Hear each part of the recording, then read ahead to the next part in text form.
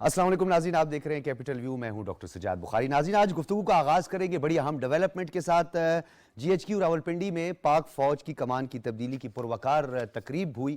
General Qamar Javed Bajwa کو الوداعی guard of honour پیش کیا گیا۔ جنرل سید عاصم منیر نے پاک فوج کے 70ویں سربراہ کی حیثیت سے کمان سنبھالی۔ بڑی اہم یہ تقریب تھی۔ وزیر اعظم پاکستان نے chief of army staff general Syed Asim Munir کو ٹیلی فون کیا اور ٹیلی فونک رابطہ ہوا۔ اس ٹیلی فونک رابطے میں انہوں نے سید عاصم منیر کو آرمی چیف کے عہدہ سنبھالنے پر مبارکباد دی۔ یہ جی آج کی سب سے بڑی ڈیولپمنٹ ہے اور ہمارے پروگرام میں آج سب سے پہلے اسے زیر بحث لائیں گے۔ اور عاصم منیر صاحب کے حوالے سے آپ کو بتاتے چلیں کہ پاک فوج کے 70ویں سپہ سالار کی حیثیت سے انہوں نے یہ کمان سنبھالی ہے۔ سبکدوش ہونے والے army chief general Qamar Javed Bajwa نے پاک فوج کی کمان ان کے سپرد کی۔ اس پوری تقریب کا حال احوال بھی جانیں گے کیونکہ ہمارے جو ایک تجزیہ کار ہیں ہمارے ساتھ موجود ہیں، ہمیشہ ہوتے ہیں ہمارے ساتھ، وہ اس تقریب میں موجود بھی تھے۔ اس پوری تقریب کے جو اس وقت جو سینیریو تھا اور اس وقت کیا ہوا، یہ تمام مناظر انہوں نے اپنی آنکھوں سے دیکھے، ان سے ہم بات کریں گے۔ مہمانوں کا تعارف کرواتے چلیں۔ رشید صافی صاحب ہمارے ساتھ ہیں، سینئر صحافی ہیں، تجزیہ کار ہیں، بہت شکریہ رشید صافی صاحب آپ کا۔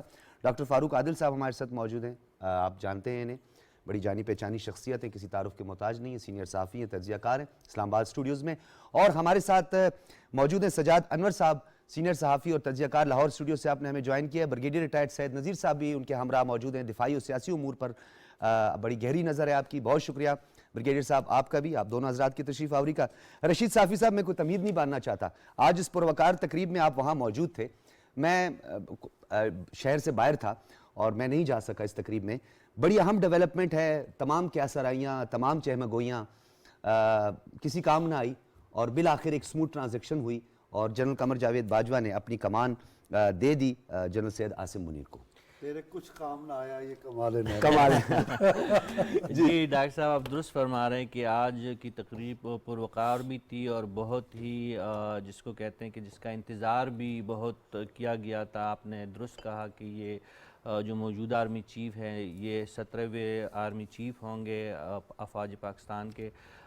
اس سے پہلے جو 16 آرمی چیف بنے تھے تو کسی کا بھی اتنا انتظار نہیں کیا گیا تھا، اور اس کی وجوہات ہمیں پتہ ہے کہ جس طریقے سے اس اہم تعیناتی کو سیاست کی نظر کیا گیا تھا، لیکن داد دینی پڑے گی موجودہ سیاسی اور عسکری قیادت کو کہ تمام چیمگوئیوں کو اور پریشرز اور ایک خاص گروپ کی طرف سے ایک ہوا کڑا کرنے کے باوجود میرٹ کا لحاظ رکھا گیا، اور جو فوج کے سب سے سینئر اور قابل آرمی چیف تھے، جو اس عہدے کے لیے سب سے زیادہ موزوں بھی تھے، جنرل سید عاصم منیر صاحب، آج انہوں نے فوج کی باقاعدہ کمان سنبھال لی ہے۔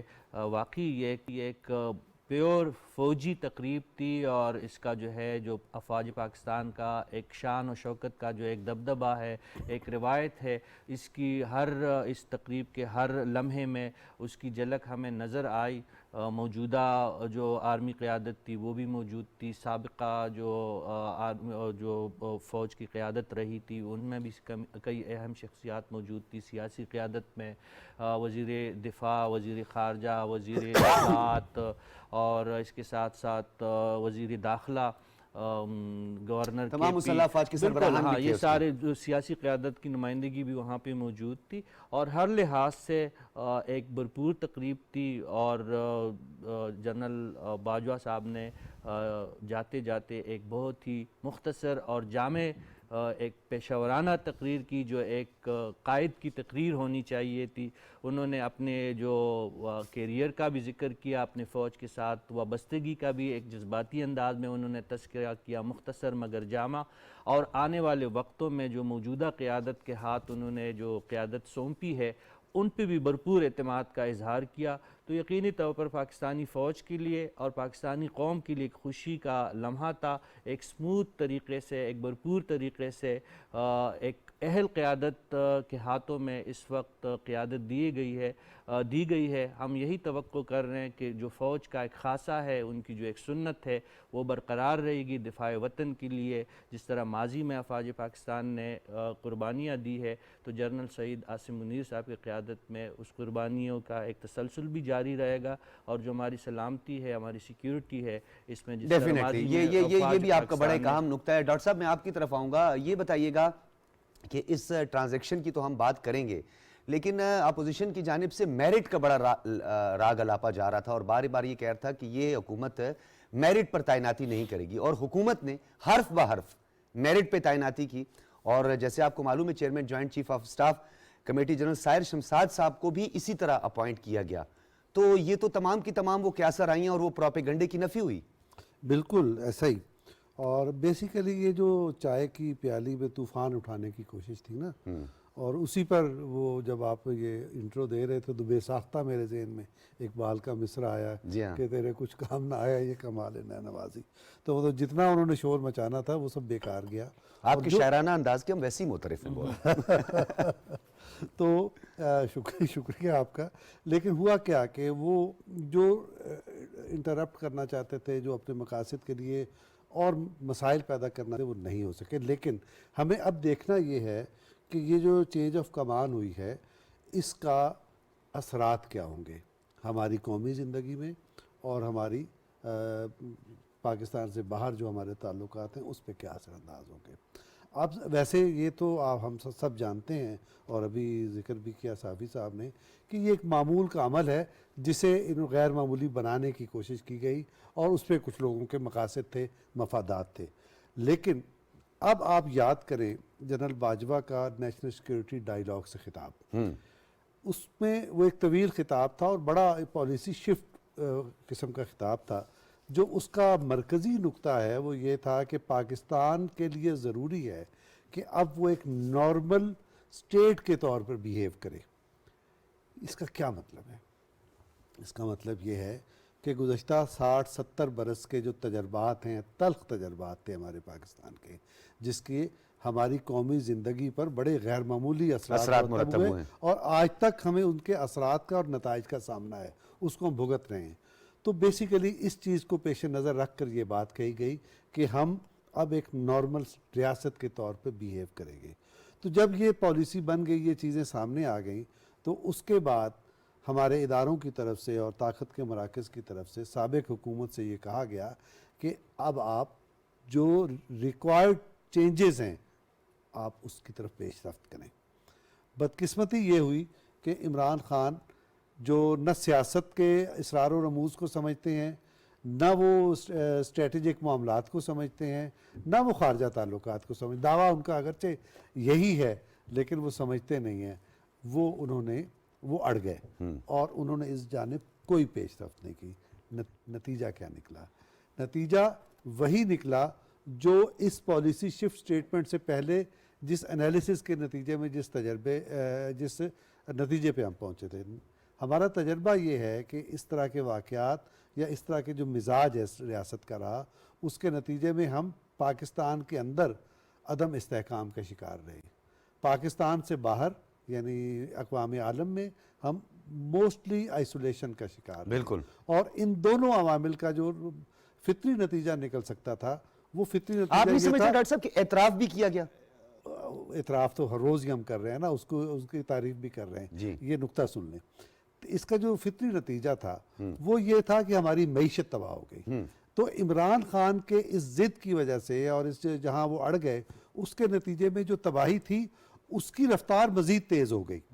اور آج جو بات کہی جا رہی ہے کہ آپ ڈیفالٹ کا شکار ہیں، آپ فلاں کے ساتھ بات نہیں کر پا رہے، آپ فلاں کے ساتھ بات نہیں کر رہے، چیزیں بگڑ گئی ہیں، وہ بیسیکلی یہ چیزوں کے بگڑنے کی بنیاد چابی وہی تھی جب ان کو کہا گیا کہ ہم ایک نارمل ریاست کے طور پہ بیہیو کرنا ہے. تو اس سے انکار کیا گیا. ٹھیک ہے. اس کا نتیجہ ہمیں بھگتنا پڑا اور آج بھی اس کے نتائج ہم بھگت رہے ہیں.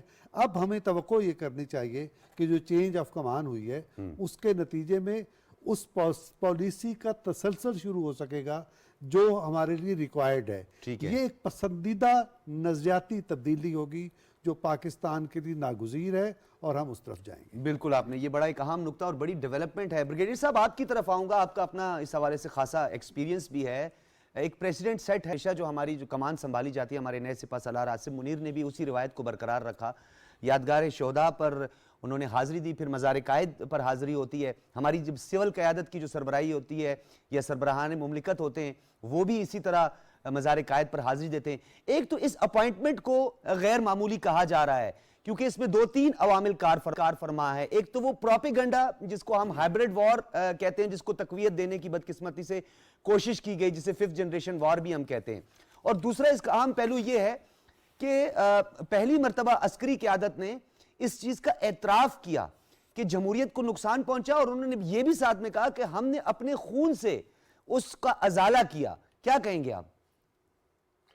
جی بہت شکریہ. یقیناً آج ہمارے فوج کی تاریخ میں اور پاکستان کی تاریخ میں ایک ایسا دن ہے کہ آرمی چیف کے اپوائنٹمنٹ کو ایک ہیجان انگیز حالات سے دوچار کرنا پڑا ہے, اور یہ ہمارے سیاست کی میں کہتا ہوں کہ کمزوری اور خامخیالی اور ایک قسم کا ایک ایسا نیریٹو تھا جو حقیقت پر مبنی نہیں تھا.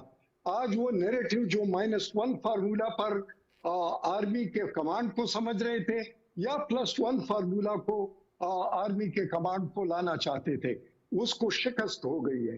اور یہ بہت بڑی ڈیولپمنٹ ہے کہ فوج میں پہلی دفعہ پر یہ سینیارٹی کو اور دوسری طرف پر میرٹ, اس کی ایک ایسی کمبینیشن بن گئی ہے جنرل عاصم منیر اور جنرل ساحر شمشاد کی صورت میں کہ ایک یتیم بچہ جوائنٹ چیف آف اسٹاف بن چکا ہے, اور یہ آرمی کے میرٹ کے اصول کی یقیناً ایک بہت بڑی علمبرداری ہے.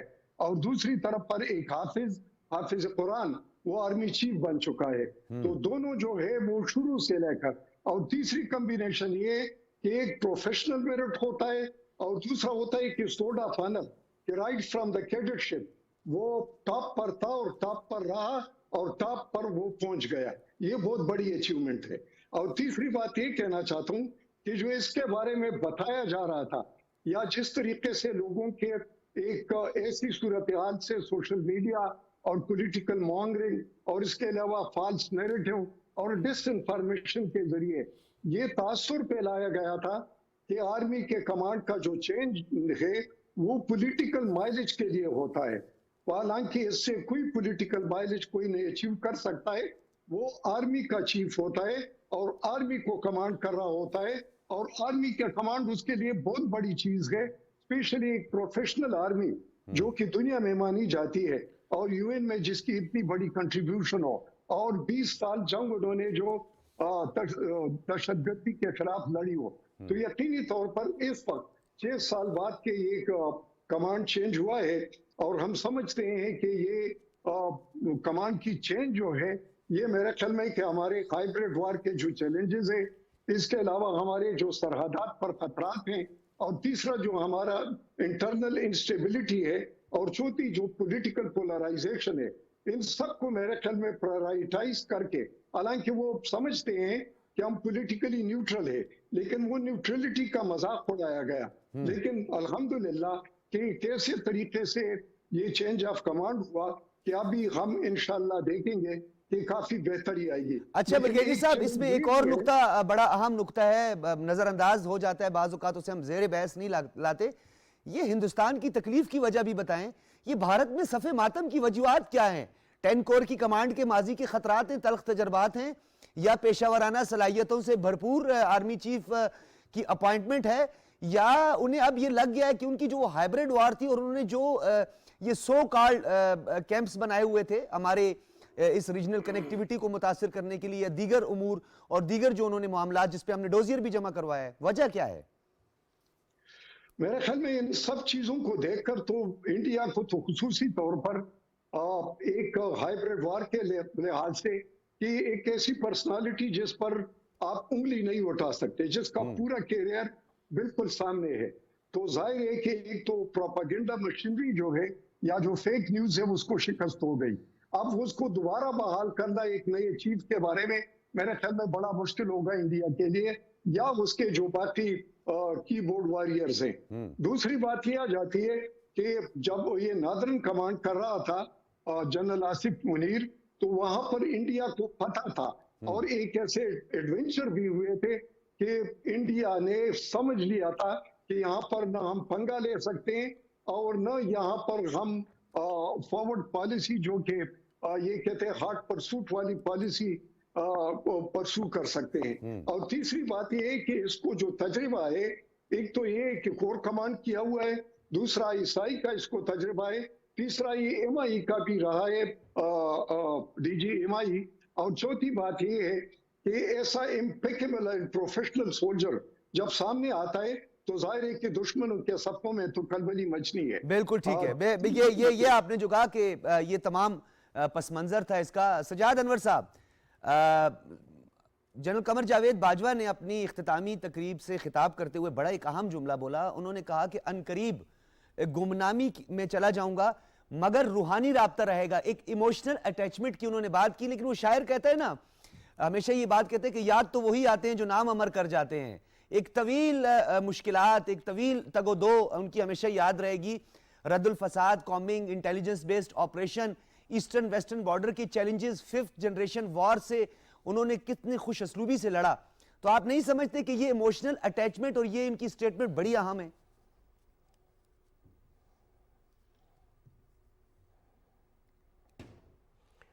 जी बिल्कुल।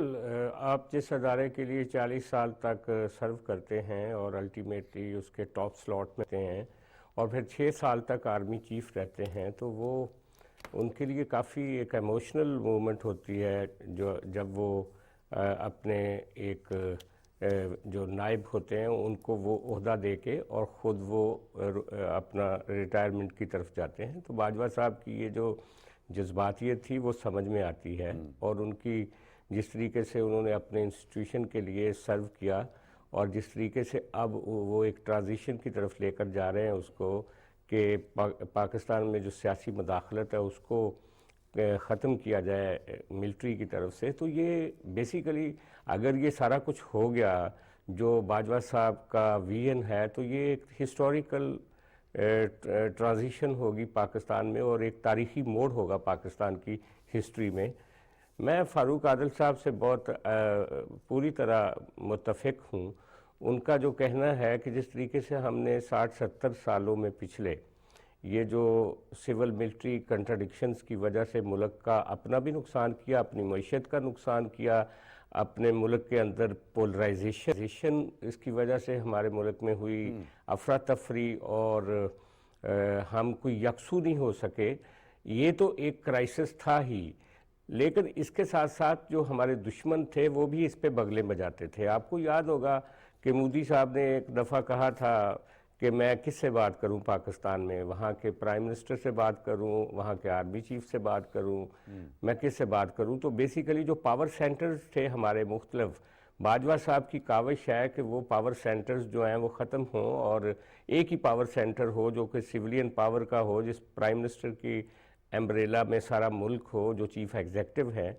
तो मैं समझता हूँ कि ये अगर ये सारा कुछ हो गया और जनरल आसिम साहब ने जो आज कमांड संभाली है मिलिट्री की, वो अगर बाजवा साहब के विजन को फॉलो करेंगे, और उम्मीद है कि वो एक ऑपरेशनल सोल्जर हैं, वो जिस तरीके से उनकी रेपुटेशन है कि उन्होंने अपनी पूरी लाइफ में जो उनकी प्रोफेशनल लाइफ है उसमें कोई ऐसा मामला नहीं रहा कि जहां उन्होंने कोई मुहिम जोई की हो। वो एक डिसिप्लिन्ड ऑफिसर हैं और उनकी शोहरत बहुत अच्छी है। तो मेरा ख्याल है कि पाकिस्तान को ज़रूरत भी अब प्रोफेशनल लोगों की है मिलिट्री में। जो हम बाज़ लोग एक कहावत कहते थे ना कि फ़लाँ जनरल जो है वो थिंकिंग जनरल है, और बाद में पता चलता था कि वो उसने कू कर दिया या सियासी मामलात में मदाखलत शुरू कर दी, तो उसके नतीजे में कौम ने बहुत भुगता था।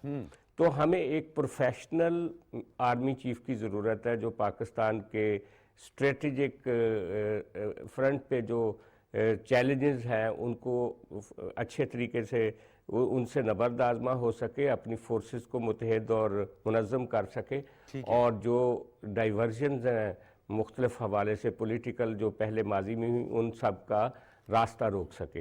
ये काफ़ी मुश्किल टास्क होगा जनरल आसिम मुनीर साहब के लिए, क्योंकि मैं समझता हूँ कि हमारे जो मुख्तलिफ अदारे हैं उनके अंदर भी एक माइंडसेट बना हुआ है, उसको तब्दील करने में भी कुछ टाइम लगेगा। और फिर पार्लियामेंट को अपने पाँव पे खड़ा होने के लिए, पार्लियामेंट के अंदर जो कमेटीज़ हैं उनको ताकत देने के लिए, और फिर हमारी जुडिशरी जो है उसको ज़्यादा अपराइट होने की ज़रूरत है आने वाले वक्त में, क्योंकि सिविलियन साइड पे जब जिम्मेदारी ज़्यादा आई है तो इनको उसको एक्यूप करने के लिए زیادہ محنت کرنے کی ضرورت ہے، زیادہ پرفارمنگ میں ہونا سجاد چاہیے انور سویلین صاحب سیکٹر یہ کو آپ آنے نے والے جو وقت میں، جتنی بھی میں بات یہ کی ہے سمجھتا ہوں۔ خاص طور پر تو سیاسی اور یہ عسکری بہت ہی قیادت کے آج کا درمیان دن جو ایک مس تاریخی انڈرسٹینڈنگ تھی اور ایک ٹرسٹ ڈیفیسٹ تھا، یہ بہت بڑی ڈیولپمنٹ ہے کہ وہ ٹرسٹ ڈیفیسٹ دور ہوا ہے، اعتماد کا فقدان ختم ہوا ہے اور اب انکریج ہوئے ہیں پولیٹیشین اور سول قیادت بھی۔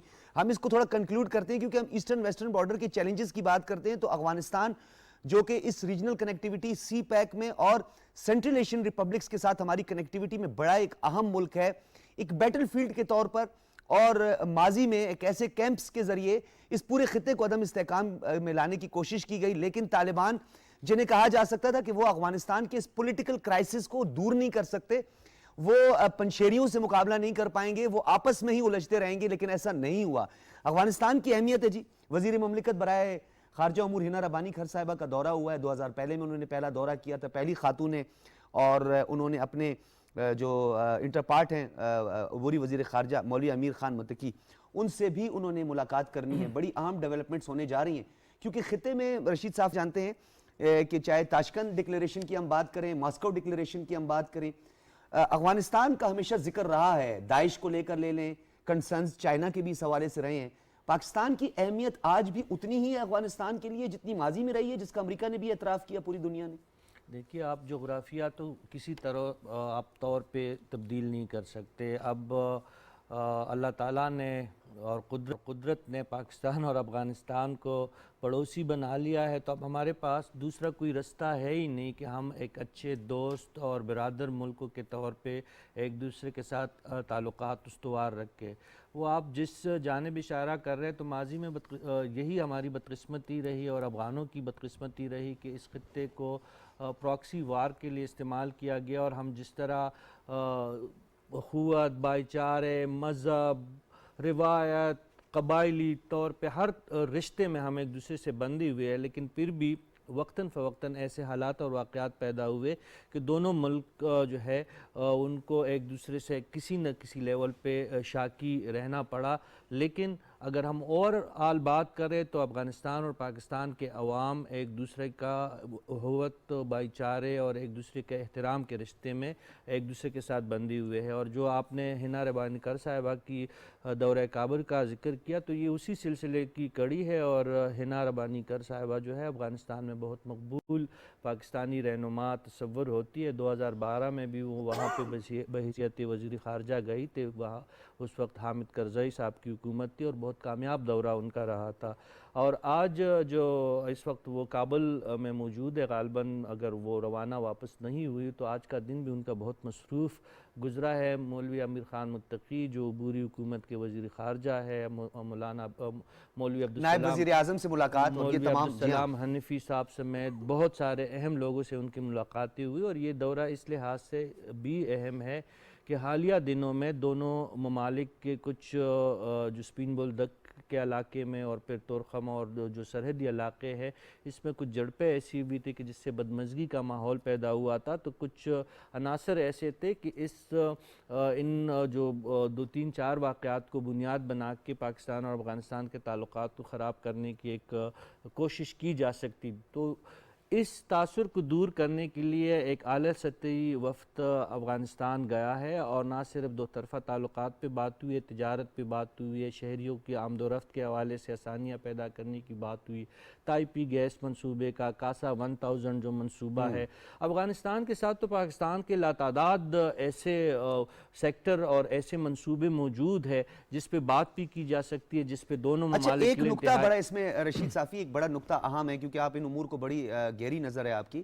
تاجکستان، افغانستان اور پھر انڈیا، جس طرح پاک ایران گیس پائپ لائن تھی اس سے بھی راہ فرار اختیار کیا گیا، اس سے بھی راہ فرار اختیار کیا گیا۔ آپ کو نہیں لگتا کہ یہ میسج اب پہنچانا چاہیے ہمیں بھی ہندوستان کے باسیوں کو کہ ہندوستان اپنی پالیٹکس کی بھین چڑھاتا ہے ان کے فلاح و بہبود کی، ان کی بہتری کے لیے جو منصوبے ہوتے ہیں؟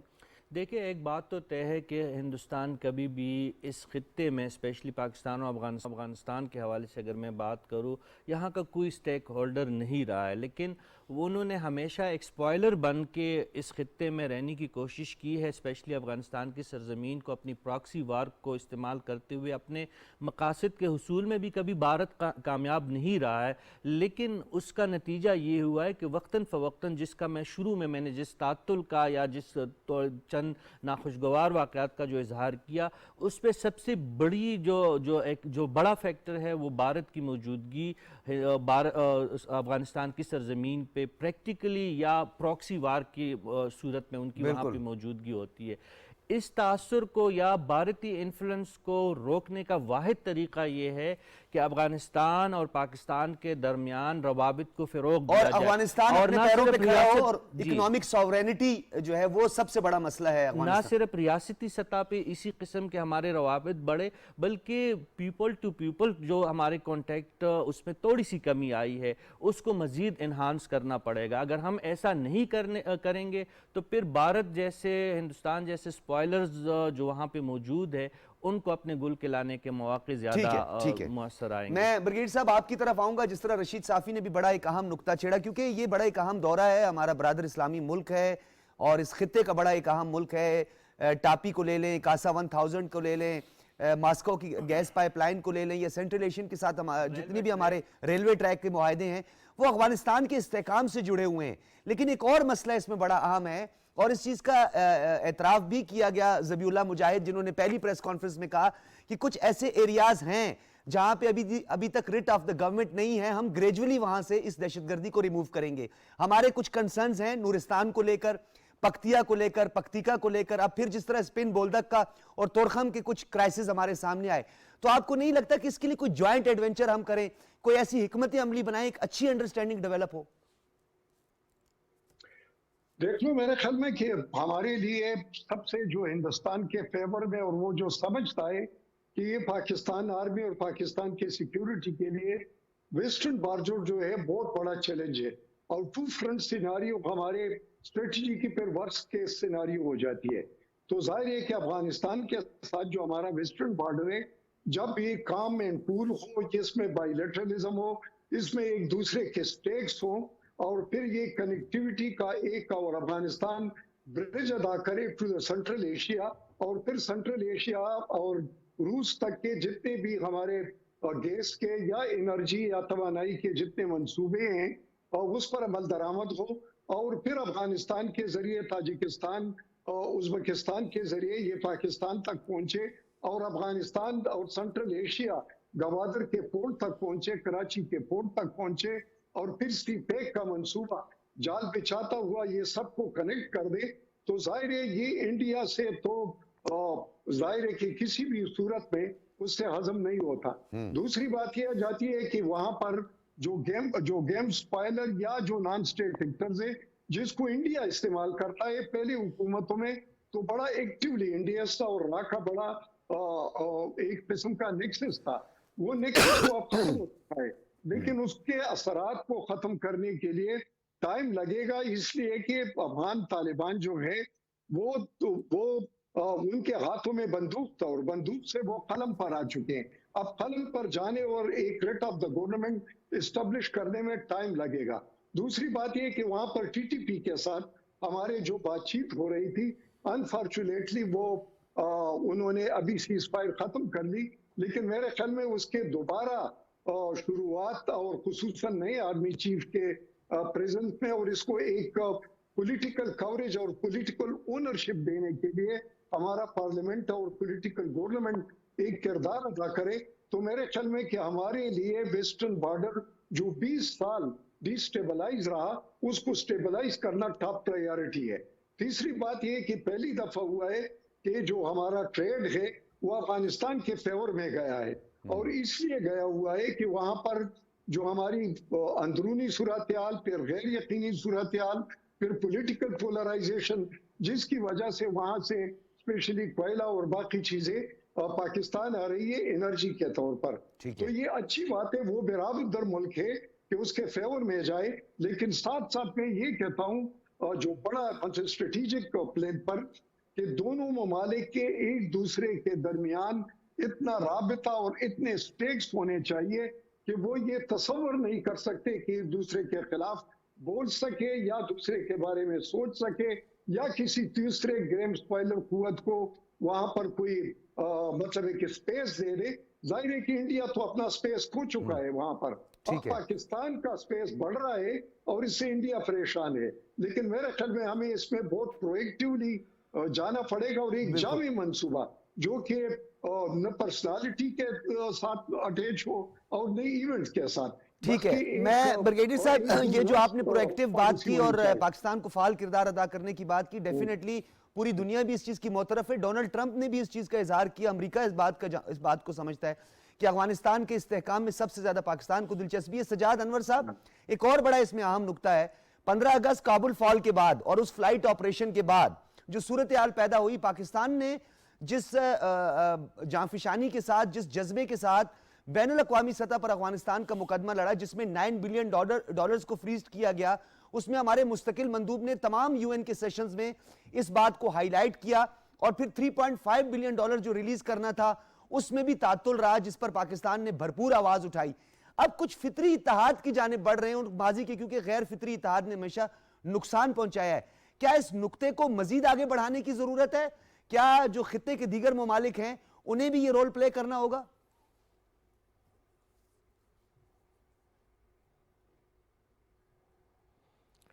जी बिल्कुल, ये अफ़गान इशू के हवाले से साफ़ी साहब की काफ़ी नज़र है, इन्होंने बड़ी अच्छी गुफ्तगू की अभी।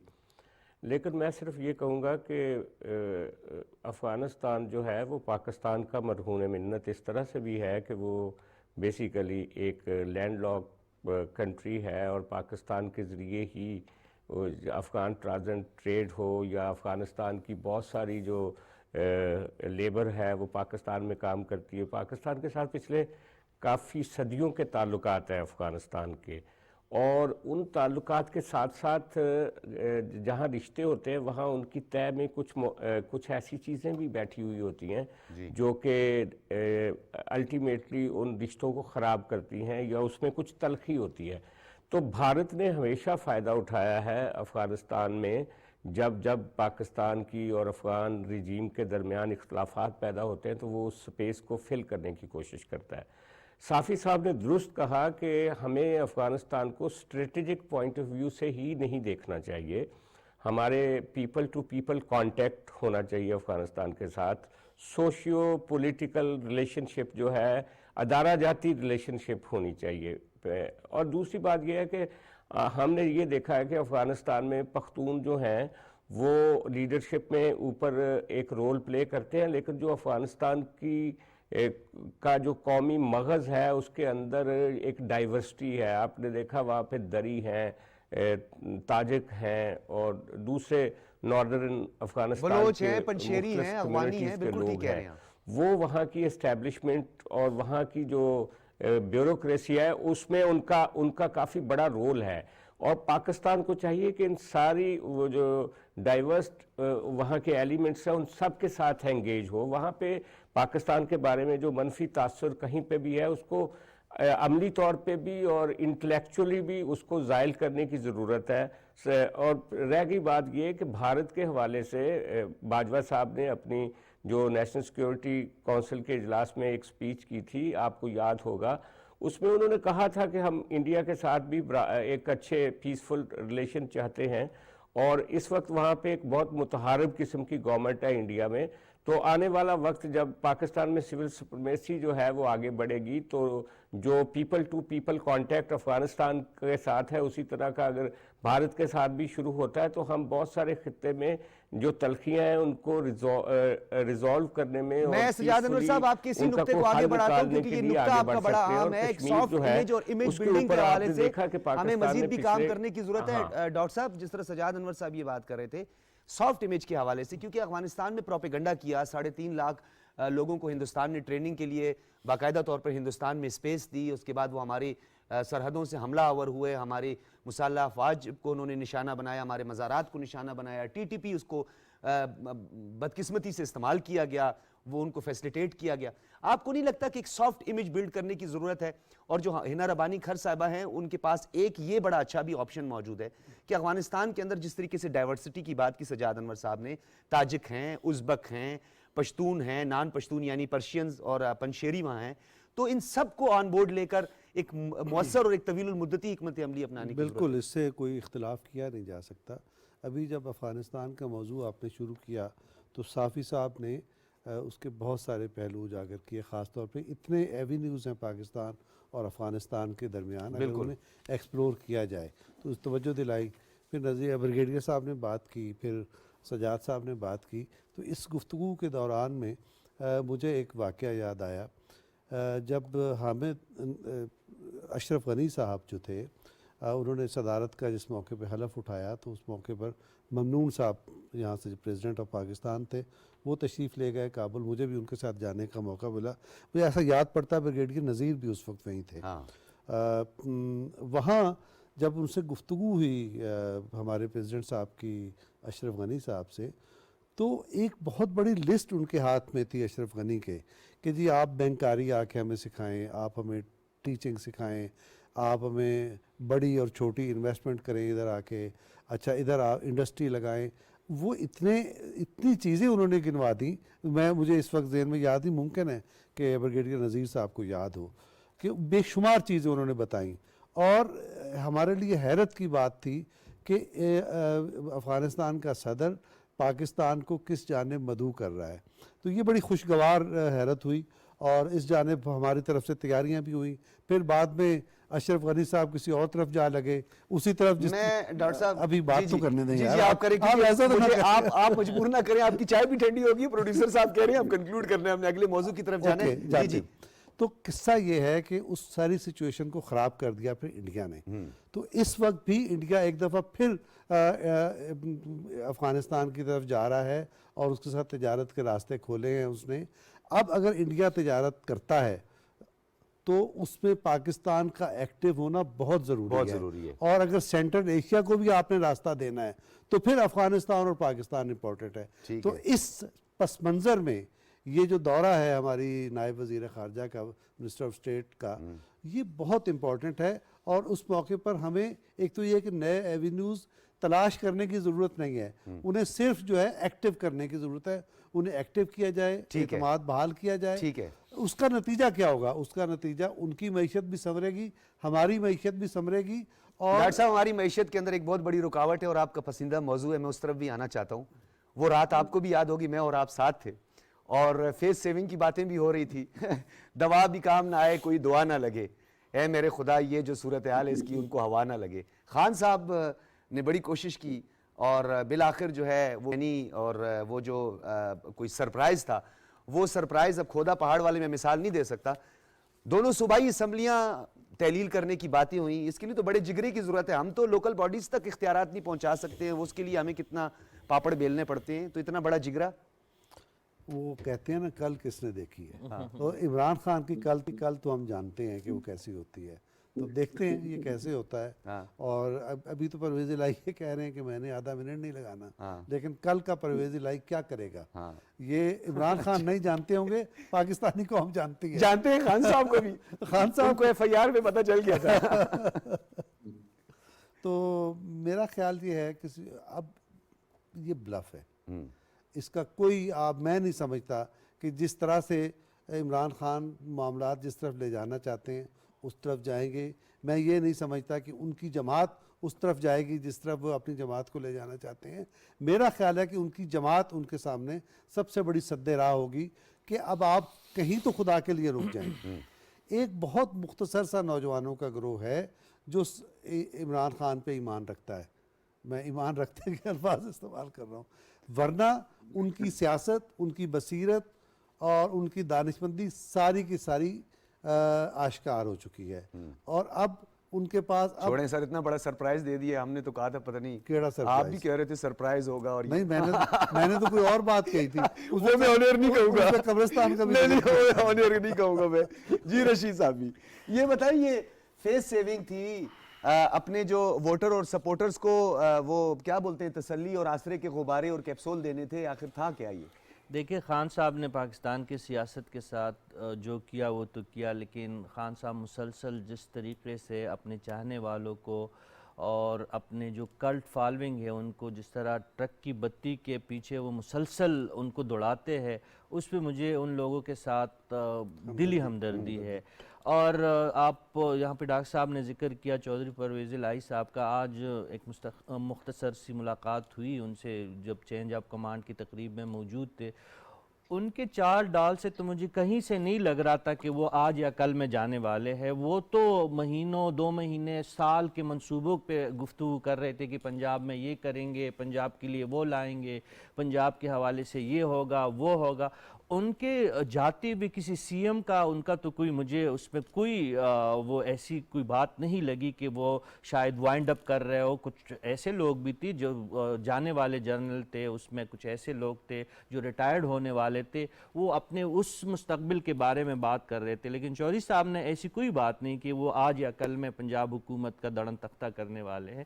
خان صاحب دیکھیں، سیاست ان کو کھیلنی آ گئی ہے، اور سیاست سے زیادہ وہ اپنے چاہنے والوں کے جذبات کو سے قومی سلامتی سے کھیلنا آ گیا ہے، ان کو اس سے بڑھ ملکی کے ساورینٹی سے کھیلنا آ گیا ہے، اور اس کے اعتراف کر چکے ہیں وہ، اس سے سیاست بڑھ نہیں کھیلتے کے وہ۔ عوام اور اپنے چاہنے والے کے جذبات سے کھیلنے کا ہنر ان کو بہت زیادہ ازبر ہو چکا ہے، اس طریقے میں وہ طاق ہے۔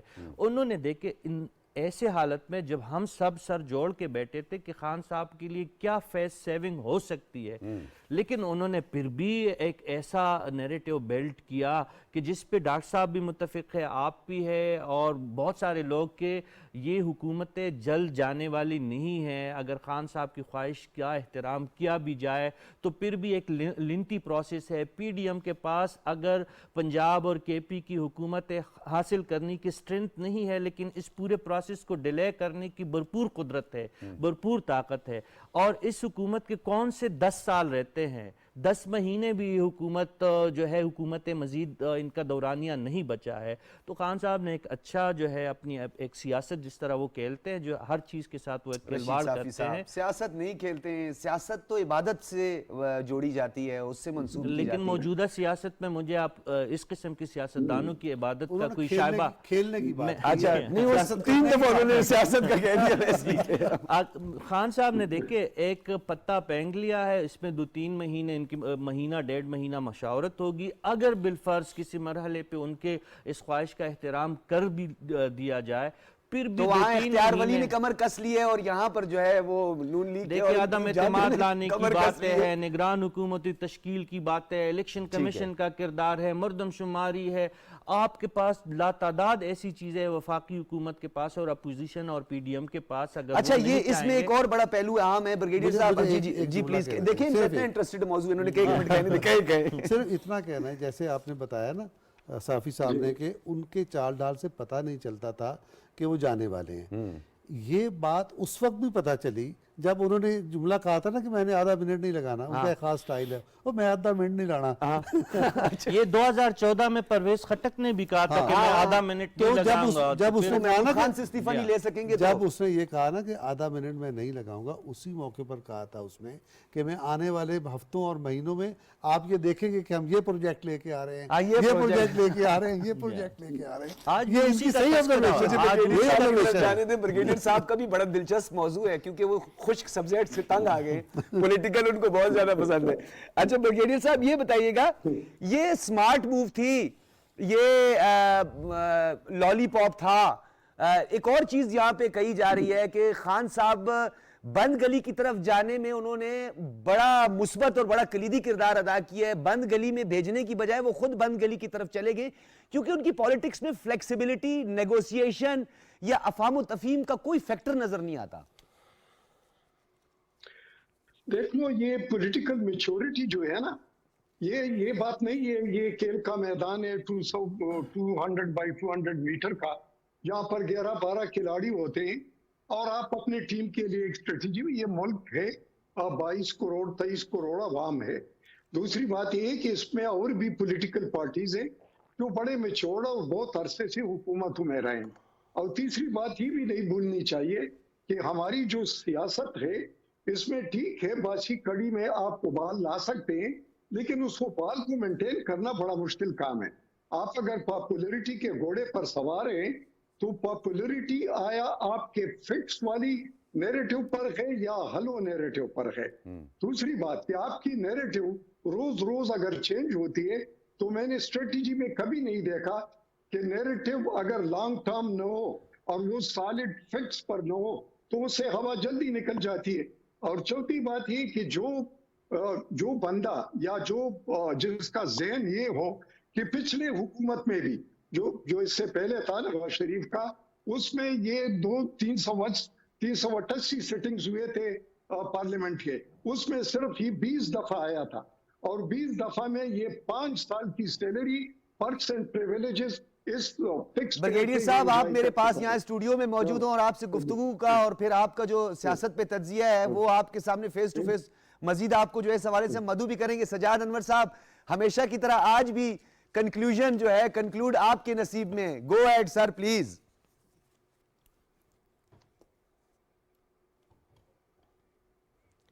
میں عادل صاحب کی فاروق عادل صاحب کی اس بات سے تو اتفاق نہیں کرتا کہ نوجوانوں کا ایک چھوٹا سا طبقہ ہے جو عمران خان پہ ایمان پہلی رکھتا بات تھی ہے. جس سے اتفاق میں نہیں سمجھتا ہوں کہ پچھلے 30-35 سالوں میں ہم نے جس طرح کی ذہن سازی کی ہے نا اپنے نوجوانوں کی، اور جس طریقے سے ہمارے بعض بریگیڈ صاحب سے معذرت کے ساتھ جو دفاعی تجزیہ نگار ہیں ہمارے، انہوں نے جس طرح سے لوگوں کے اندر کچھ ہیٹ سپیچز جو ہیں وہ انڈلج کیے ہیں لوگوں کے مائنڈ میں، تو وہ نم کی ہوئی زمین تھی جس کا فائدہ عمران خان نے اپنے جعلی بیانیوں سے بھرپور اٹھایا، اور وہ ایک پاپولیرٹی کی لہر بھی ان کو مل گئی. اور انہوں نے پنجاب میں اس دفعہ آپ نے دیکھا ہوگا کہ پہلی بار مسلم لیگ نون کی جگہ ایک طرح سے لگ رہا ہے کہ پی ٹی آئی نے لے لی، اس وجہ سے کہ ان کا جو بیانیہ تھا نا وہ امریکہ کے خلاف بات کر رہے تھے، اسٹیبلشمنٹ کے خلاف بات کر رہے تھے. تو پنجاب کی اور جی ٹی روڈ کے ارد گرد کی جو آڈینس ہے نا، اس کی ایک نفسیات ہے. وہ یہ دیکھتے ہیں کہ جو بندہ چیلنج کرنے والا ہوتا ہے نا اس کو وہ ہلا شیری دیتے ہیں، اس کے ساتھ کھڑے بھی ہو جاتے ہیں، لیکن جب جنگ میں وہ بندہ لوز کرنا شروع کر دے تو وہ لوزر کا ساتھ نہیں دیتے ہیں. عام طور پہ وہ پھر جو نیا آنے والا ایک سجاد صاحب بہت شکریہ. سجاد انور صاحب، بریگیڈیئر سید نذیر صاحب، اور ہمارے ساتھ اسٹوڈیوز میں ڈاکٹر عادل فاروق صاحب بھی موجود. رشید صافی آپ کا بہت شکریہ. اور سجاد انور صاحب آپ کی آخری ایک بات ہے اس کو میں تھوڑا آگے بڑھاؤں گا، جس کو آپ بیانیہ بھی کہہ رہے تھے، رشید صافی نے بھی جسے بیانیہ کہا، میں اسے دورانیہ کہتا ہوں، اور وہ دورانیہ ہی ثابت ہوا. ہر دورانیے میں ایک بیانیہ، سو کالڈ بیانیہ گڑا جاتا ہے، وہ صرف اور صرف دورانیہ ہی ہوتا ہے. اس دورانیے کا جو دھڑن تختہ ہوا بیچ چوراہے پہ، وہ جو بھانڈا پھوٹا، وہ سب آپ نے دیکھا، اور بڑا مختصر ہوتا ہے. اجازت دیجیے، اللہ حافظ.